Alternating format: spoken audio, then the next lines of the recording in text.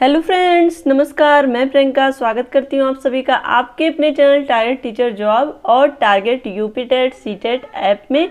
तो दोस्तों, आज हम पढ़ेंगे डीएलएड 4th सेमेस्टर का अष्टम प्रश्न पत्र, जिसका नाम है शांति, शिक्षा एवं सतत विकास। तो दोस्तों, यहाँ पर हम लोग अध्याय नंबर 5 तक पढ़ चुके हैं। आज है आपका नया अध्याय, अध्याय नंबर 6, जिसका नाम है दार्शनिक चिंतन एवं शांति। तो दोस्तों, यहाँ पर हम देखेंगे सबसे पहले भारतीय दार्शनिक व्यवस्था के विषय में।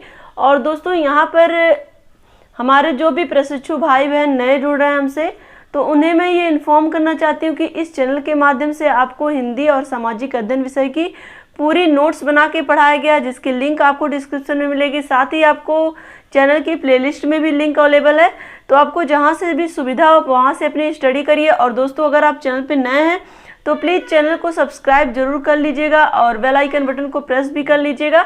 तो चलिए शुरू करते हैं। यहाँ पर भारतीय दार्शनिक व्यवस्था, यहाँ पे देखिए, समाज के उत्थान एवं भारतीय संस्कृति के विकास के लिए वेदों का अध्ययन अनिवार्य है। तो दोस्तों, चूंकि हमारा जो देश है, हमारा जो अपना प्यारा भारत देश है, वो कहीं ना कहीं यहाँ पे हम कह सकते हैं कि विश्व गुरु की संज्ञा पा चुका है। और इसका मेन कारण यही है दोस्तों कि हमारे देश में जो भी हमारे धार्मिक ग्रंथ रहे हैं, जो भी उपनिषद, गीता, रामायण की बात करें, पथ प्रदर्शक का कार्य करता है। तो दोस्तों, यहाँ पे चलिए हम देखते हैं आगे। समाज के उत्थान एवं भारतीय संस्कृति के विकास के लिए वेदों का अध्ययन अनिवार्य है। और भारत एक शांति प्रिय देश है। भारतीय दार्शनिकों ने अपनी विचारधाराओं में शांति एवं अहिंसा को प्रथम स्थान दिया है। विभिन्न भारतीय दर्शनों एवं दार्शनिकों की विचारधाराओं का शांति के परिप्रेक्ष्य में वर्णन निम्नलिखित है। तो दोस्तों, जैसा कि आपको पता, हमारे देश में जो भी दार्शनिक रहे, जो भी विचारक और जो भी यहाँ पे हम कह सकते हैं शांति प्रिय विचारक रहे हैं, उनका अपना एक मत रहा है कि देश में किस तरह से शांति और खुशहाली लाई जाए और देश में किस तरह से लोगों को सत्य के मार्ग पर चलने के लिए प्रेरित किया जाए। तो यहाँ पर देखिए, विचारधाराओं एवं शांति के परिप्रेक्ष्य में जो वर्णन है वो निम्नलिखित है। तो यहाँ पे पहला है जैन दर्शन एवं शांति, बौद्ध दर्शन एवं शांति दूसरा है, और तीसरा यहाँ पे योग दर्शन एवं शांति, और चौथा वेदांत दर्शन एवं शांति, और पांचवा है भारतीय विचारकों के चिंतन में शांति। तो दोस्तों, यहाँ पर देखिए, अलग अलग जो भी धर्म देश में हमारे, जैसा कि आपको पता है कि हमारे देश में अलग अलग धर्म और संप्रदाय, अलग अलग यहाँ पे हम कह सकते हैं विचारकों का प्रभाव रहा है अपने देश पे। तो दोस्तों, यहाँ पर देखिए, जैन दर्शन एवं शांति के विषय में सबसे पहले हम जानेंगे। दोस्तों, यहाँ पर देखिए, जैन धर्म के प्रवर्तक आद्य तीर्थंकर मनुवंश महीपति नाभि के पुत्र श्री ऋषभदेव थे। और कुछ विद्वानों ने तीर्थंकर पार्श्वनाथ को जैन धर्म का मूल प्रवर्तक माना है। तो दोस्तों, यहाँ पर देखिए, जैन धर्म के विषय में ऋषभदेव और पार्श्वनाथ, ये दो जैन धर्म के मूल प्रवर्तक यहाँ पे माने जाते हैं। और दोस्तों, यहाँ पर देखिए, अहिंसा का अर्थ वाणी, विचार या व्यवहार किसी भी माध्यम से हिंसा ना करना। तो दोस्तों, आपको पता ही है, अहिंसा के बारे में हम लोग पढ़ चुके हैं कि यहाँ पे इसके पहले हम लोगों ने हिंसा के बारे में पढ़ा था। तो हिंसा का उल्टा यानी कि विपरीत अहिंसा होता है। और अहिंसा में किसी भी तरह से हम कह सकते हैं कि किसी को भी नुकसान नहीं पहुंचाना है। जहाँ पे हम वाणी के द्वारा भी नुकसान लोगों को पहुंचाते हैं, हिंसा करते हैं, और कहीं ना कहीं व्यवहार के माध्यम से भी हिंसा करते हैं। तो एक तरह से अहिंसा का मतलब यहाँ है कि किसी भी तरह से, चाहे वो व्यवहार के माध्यम से हो या विचार के माध्यम से, हमें हिंसा नहीं करना है। और दोस्तों, जैन दर्शन में किसी भी प्रकार के शोषण को हिंसा माना गया है। तो यहाँ पे देखिए, जो जैन दर्शन है उसमें किसी भी प्रकार का शोषण हो, चाहे वो मानसिक हो या शारीरिक हो, वो हिंसा माना गया है। अब हम देखेंगे दोस्तों बौद्ध दर्शन एवं शांति। दोस्तों, बौद्ध दर्शन के प्रवर्तक गौतम बुद्ध का जन्म ईसा पूर्व 6ठी शताब्दी में हुआ था। और महात्मा बुद्ध के विचारों ने मात्र भारत में ही नहीं अपितु विश्व के कई देशों में शांति की स्थापना की। और महात्मा बुद्ध के उपदेशों से प्रभावित होकर प्राचीन काल में सम्राट अशोक ने हिंसा के मार्ग को त्याग कर शांति एवं अहिंसा के मार्ग को अपना लिया था। तो दोस्तों, जैसा कि आपको पता है कि सम्राट अशोक ने किस तरह से हिंसा का मार्ग त्यागा था और अहिंसा के मार्ग को अपनाया था। किससे प्रभावित हुए थे? वो बौद्ध धर्म से प्रभावित हुए थे, महात्मा बुद्ध के उपदेशों से प्रभावित हुए थे। तो यहाँ पर देखिए कहीं ना कहीं ये जो धार्मिक, यहाँ पे हम कह सकते हैं जो भी विचारक रहे हैं वो कहीं ना कहीं लोगों के हृदय परिवर्तन में बहुत ही महत्वपूर्ण भूमिका निभाए, जहाँ पर वो शांति और अमन, यहाँ पे कह सकते हैं शांति और अमन को फैलाने में पूरे देश में बहुत ही महत्वपूर्ण भूमिका उन्होंने निभाई है। तो यहाँ पर हम लोगों ने दो लोगों के बारे में देखा, जैन धर्म और बौद्ध धर्म के विषय में। अब हम देखेंगे दोस्तों यहाँ पे दो धर्मों के विषय में हमने देखा और दोनों ही कहीं ना कहीं शांति प्रिय थे और अपने उपदेशों के माध्यम से, अपने विचारों के माध्यम से, अपने प्रचारकों के माध्यम से देश में अमन और शांति फैलाने का कार्य किया।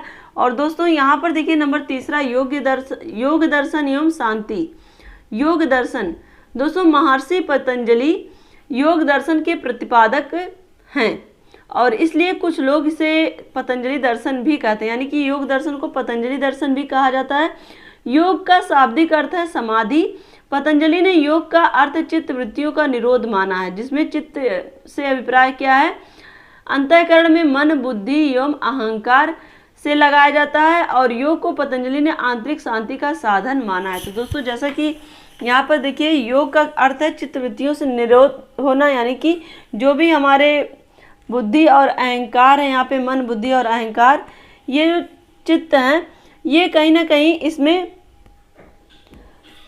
इसमें यहाँ पे हम कह सकते हैं इसका निरोध किया गया। इसका यहाँ पे कहीं ना कहीं इसको अपने आप से किस तरह से दूर किया जाए, किस तरह से अपने मन को शांत किया जाए, यहाँ पे इस योग के माध्यम से पतंजलि जी ने बताया और योग को पतंजलि ने आंतरिक शांति का साधन भी माना। अब दोस्तों यहाँ पर हम देखेंगे नंबर 4 है वेदांत दर्शन एवं शांति।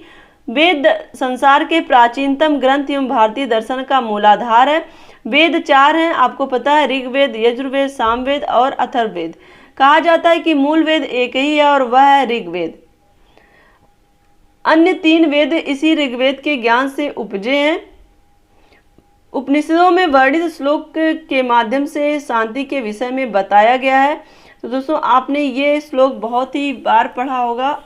सर्वे भवन्तु सुखिनः, सर्वे सन्तु निरामया, सर्वे भद्राणि पश्यन्तु, माँ कश्चित् दुख भाग भवेत्। तो दोस्तों ये जो यहाँ पे श्लोक है इसका मतलब होता है कि सभी लोग सुखी हों, सभी निरोगी रहें और सबका कल्याण हो और जो भी दुख है वो लोगों से दूर हो। इस तरह से यहाँ पे इस श्लोक के माध्यम से कामना की गई है।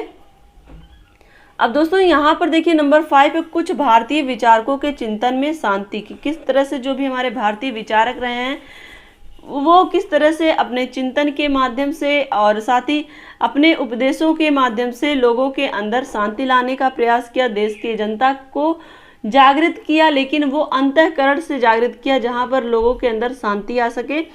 यहाँ पे देखिए कई ऐसे भारतीय विचारक भी हुए हैं जिन्होंने किसी दर्शन विशेष की स्थापना तो नहीं की है, परंतु इनके द्वारा दिए गए दार्शनिक विचारों के माध्यम से संपूर्ण विश्व में शांति की भावना को स्थापित करने में काफ़ी सहायता मिली है। तो दोस्तों जैसा कि अगर हम बात करें, बहुत से ऐसे भारतीय विचारक रहे हैं जिन्होंने किसी दर्शन विशेष की स्थापना तो नहीं की है, लेकिन उनके जो दार्शनिक विचार रहे हैं वो लोगों को काफ़ी प्रभावित किए। ऐसा नहीं केवल हमारे देश को ही उन्होंने प्रभावित किया, उनके विचारों ने प्रभावित किया, बल्कि पूरे विश्व में उन्होंने शांति की भावना का संचार किया।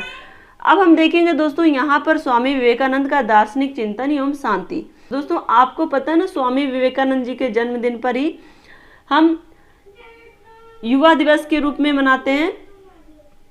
तो दोस्तों स्वामी विवेकानंद जी ने अपने विचारों को मूर्त रूप देने के लिए रामकृष्ण मिशन की स्थापना की थी और इसके माध्यम से उन्होंने पूर्णता को प्राप्त करना, शरीर एवं मानसिक विकास करना और नैतिकता आध्यात्मिक विकास करना, चरित्र निर्माण करना और आत्मविश्वास, मानव कल्याण एवं विश्व शांति के विचार जन जन तक पहुंचाने का कार्य किया। तो दोस्तों देखिए यहाँ पर स्वामी विवेकानंद जी ने किसी भी दर्शन से तो ये संबंधित नहीं थे, लेकिन फिर भी उनके जो विचार थे वो किसी दार्शनिक विचार से कम नहीं थे। उन्होंने रामकृष्ण मिशन की स्थापना की, साथ ही साथ उन्होंने पूर्णता को प्राप्त करने के लिए जो भी मार्ग होते हैं जिसमें शारीरिक और मानसिक विकास किस तरह से किया जाए, नैतिक उत्थान किस तरह से किया जाए, आध्यात्मिक विकास किस तरह से किया जाए, चरित्र का निर्माण किस तरह से, आत्मविश्वास कैसे बढ़े और मानव कल्याण विश्व शांति के विचार किस तरह से जन जन तक पहुंचे, इसके लिए उन्होंने बहुत ज़्यादा अपने विचारों के माध्यम से प्रयास किया। अब दोस्तों यहाँ पर हम देखेंगे रविंद्रनाथ टैगोर का दार्शनिक चिंतन एवं शांति। तो दोस्तों रविंद्रनाथ टैगोर का मानना था कि वास्तव में मनुष्य वह है जो संसार के सभी मनुष्यों में भेदभाव ना करे, अभी तो उन्हें एक समान समझे। यहाँ पे देखिए रविंद्रनाथ टैगोर का क्या कहना था कि जो मनुष्य है वो मनुष्य को किसी भी तरह से मनुष्य से भेदभाव ना करे, बल्कि उन्हें अपने तरह एक समान समझे। वे चाहते थे कि संपूर्ण विश्व में बंधुत्व की भावना विद्यमान हो, यानी कि जैसा कि आपको पता ना वसुधैव कुटुंबकम की जो भावना है हमारे देश की, वो पूरे संपूर्ण विश्व में ये बंधुत्व की भावना का विकास हो और विश्व में शांति व्यवस्था हो, इसके लिए उन्होंने शांति निकेतन की भी स्थापना की थी। तो दोस्तों यहाँ पे देखिए हमारे देश के जो भी विचारक रहे हैं, जो भी दार्शनिक रहे हैं, उन्होंने अपने अपने माध्यम से, अपने विचारों के माध्यम से, अपने दर्शन के माध्यम से लोगों के अंदर शांति किस तरह से लाई जाए, किस तरह से उनका उत्थान किया जाए, किस तरह से देश में शांति लाई जाए, विचारों के माध्यम से उन्होंने अपनी तरह से बहुत ही अथक प्रयास किया और वो आज भी हम कह सकते हैं कि बहुत ही हद तक सफल भी रहे। क्योंकि दोस्तों जो भी विचारक रहे, जो भी दार्शनिक रहे, ऐसा नहीं है कि उन्होंने केवल भारत में ही अपने विचारों को प्रभावित किया लोगों को अपने विचारों से, बल्कि पूरे विश्व में शांति लाने का प्रयास किया, अमन लाने का प्रयास किया। आज हम देखेंगे बौद्ध धर्म जिसका प्रचार प्रसार केवल भारत में नहीं बल्कि हमारे देश के जो पड़ोसी देश हैं उनमें ही बहुत ही ज़्यादा उनके फॉलोअर्स हैं, उनको मानने वाले लोग हैं और उनके उन विचारों को आज भी लोग फॉलो कर रहे हैं। और दोस्तों अगर हम बात करें और भी जो हमारे विचारक रहे हैं, चाहे वो स्वामी विवेकानंद जी रहे हों या फिर रविंद्रनाथ टैगोर रहे हों, उनके विचारों के माध्यम से जो भी देश के जनता में शांति और अमन आया, कहीं ना कहीं लोग आज भी उनके विचारों को बहुत ही ज़्यादा आदर और सम्मान देते हैं। और ऐसा नहीं है कि केवल आज ही, बल्कि जब तक पृथ्वी रहेगी, जब तक उनके विचारों का मान सम्मान किया जाएगा। क्योंकि दोस्तों जो भी उन लोगों ने अपने विचार रखे वो कहीं ना कहीं नीति संगत तो थे ही, साथ ही साथ मानव कल्याण और मानव हितकारी थे। तो आज जब भी देश में या फिर पूरे विश्व में शांति की बात होगी तो उनका नाम लिया जाएगा। तो दोस्तों इसी के साथ आज मेरा वीडियो यहाँ पे समाप्त होता है और वीडियो को लाइक करिएगा, अपने दोस्तों के साथ शेयर करिएगा और अगर आप चैनल पे नए हैं तो प्लीज़ चैनल को सब्सक्राइब जरूर कर लीजिएगा। और दोस्तों आपके लिए लिंक डिस्क्रिप्शन में है। मिलते हैं नेक्स्ट वीडियो में। अपना ध्यान रखिए, अपनों का ध्यान रखिए, अपने आसपास सफाई रखिए। हमसे जुड़ने के लिए बहुत बहुत धन्यवाद। Take care, bye bye, love you all, जय हिंद।